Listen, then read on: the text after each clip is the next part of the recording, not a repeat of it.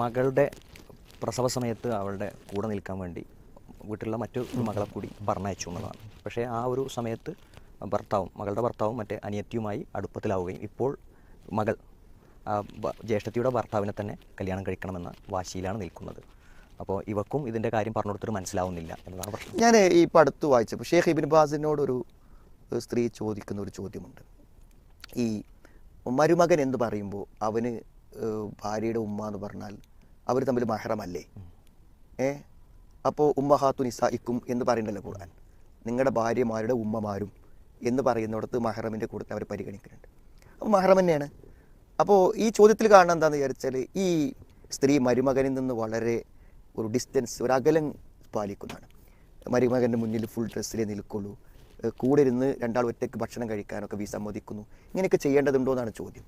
അപ്പോൾ ഷെയ്ഖ് ഇബ്നു ബാസ് റഹ്മത്തുള്ളാഹി പറയുന്നുണ്ട്, നിങ്ങൾ കൂടെ ഭക്ഷണം കഴിച്ചോളിയും, അതൊക്കെ നല്ലൊരു ബന്ധം ഉണ്ടാവാൻ നല്ലതാണ് എന്ന് പറയുന്നുണ്ട്. പക്ഷേ നിങ്ങൾ ഹിജാബ് പാലിച്ചിട്ട് നിന്നാൽ മതി എന്ന് പറയുന്നുണ്ട്. ഈ മഹറം എന്ന വാക്ക് വരുന്നതോട് കൂടെ നമ്മുടെ പല സഹോദരിമാരും തെറ്റിദ്ധരിച്ച എന്താണെന്ന് വിചാരിച്ചാൽ ഇപ്പോൾ നമ്മൾ മക്കളെയൊക്കെ മുന്നിൽ നിൽക്കണ പോലെ തന്നെ എന്ത് ചെയ്യാം ആവാം എന്നാണ് ഉദ്ദേശിക്കുന്നത്. അതിലേറെ അപകടം എന്താ വെച്ചാൽ ഈ പിന്നെ ഭാര്യയുടെ സഹോദരിമാരാണ് ഈ പറഞ്ഞ കേസ് എന്ന് പറഞ്ഞാൽ അവൾക്ക് തീർത്തും ഇയാൾ അന്യനാണ്. ഇപ്പോൾ നിങ്ങളുടെ ഇളയച്ചി നമ്മൾ പറയും അല്ലേ, ഭാര്യൻ്റെ അനുജത്തിക്ക്, അവൾക്ക് നിങ്ങൾ അന്യനാണ്. പക്ഷെ നമ്മൾ നാട്ടിൽ അടിയാക്കാന്നോ എന്തോ പറഞ്ഞിട്ട് എന്ത് ചെയ്യും, ഭയങ്കര റെസ്പെക്റ്റിലാണ്. അത് പഴയ കാലത്ത് അങ്ങനെ ആയിരുന്നു. നമ്മളൊരു വാപ്പനെ പോലെ റെസ്പെക്റ്റ് ചെയ്തിരുന്നു. പക്ഷെ ഇപ്പോൾ എന്താ വെച്ചാൽ തലമുറകളിൽ മാറ്റങ്ങൾ സംഭവിച്ചിട്ടുണ്ട്, പ്രായങ്ങളിൽ വ്യത്യാസങ്ങൾ സംഭവിച്ചിട്ടുണ്ട്. ഇപ്പോൾ നമ്മൾ ചില സ്ഥലത്തൊക്കെ നമ്മൾ എന്ത് ചെയ്യും, അല്പം സൂക്ഷ്മത പാലിച്ചില്ലെങ്കിൽ ഇപ്പോൾ നമുക്കൊരിക്കലും കേൾക്കുക പോലും ചെയ്യാൻ കഴിയാത്ത കാര്യമാണ് എന്ത്, ഇപ്പോൾ ഇളയച്ചിനെ പ്രേമിക്കുന്നു, അവൾക്ക് ഇയാളെ കൂടെ ജീവിക്കണമെന്ന്, അവളുടെ ജ്യേഷ്ഠത്തെ അവിടെ ഉണ്ടെന്ന് അറിയാലോ, അങ്ങനെ ജീവിക്കാൻ കഴിയില്ല എന്ന് ഉറപ്പല്ലേ?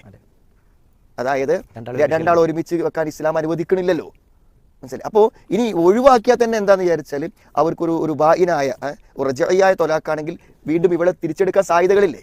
അപ്പോൾ അത് കഴിയണ്ടേ? ഒരിക്കലും വിവാഹം കഴിക്കാൻ പറ്റാത്തൊരവസ്ഥയിലേക്ക് എത്തണ്ടേ? എത്ര സാധ്യതകളൊന്നുമില്ലാത്തൊരു സംഗതിയാണ്. അപ്പോൾ ഇതിപ്പോൾ എന്താ വെച്ചാൽ സാധാരണ ഒരു പ്രേമാണെങ്കിൽ അത് ആരിലും സംഭവിക്കും.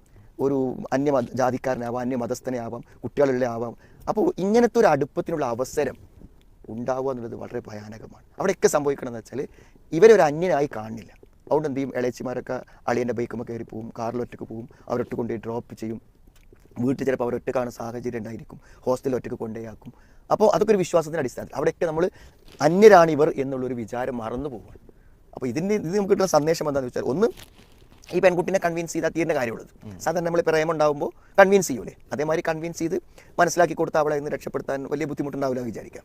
അതിൻ്റെ പരിഹാരം പത്രമുള്ളൂ. പക്ഷേ ഇത് എല്ലാവർക്കും ഒരു പാഠമാണ്. അതായത് നമ്മുടെ മരുമക്കളോട് നമ്മൾ എന്ത് ചെയ്യണം, ഒരു അകലത്തിൽ നിൽക്കണം. ഇതിപ്പോൾ ചിലപ്പോൾ തിരിച്ചും കേസുകൾ വരുന്നുണ്ട്.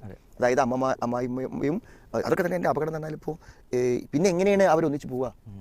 പിന്നെ ഈ മോൾ എങ്ങനെ അയാളത്ത് താമസിക്കുക? ഉമ്മനോട് തെറ്റായ രൂപത്തിൽ പെരുമാറുന്നുണ്ട് എന്ന് മോള് മനസ്സിലാക്കി കഴിഞ്ഞാൽ അവർക്കവിടെ ജീവിക്കാൻ പറ്റുമോ?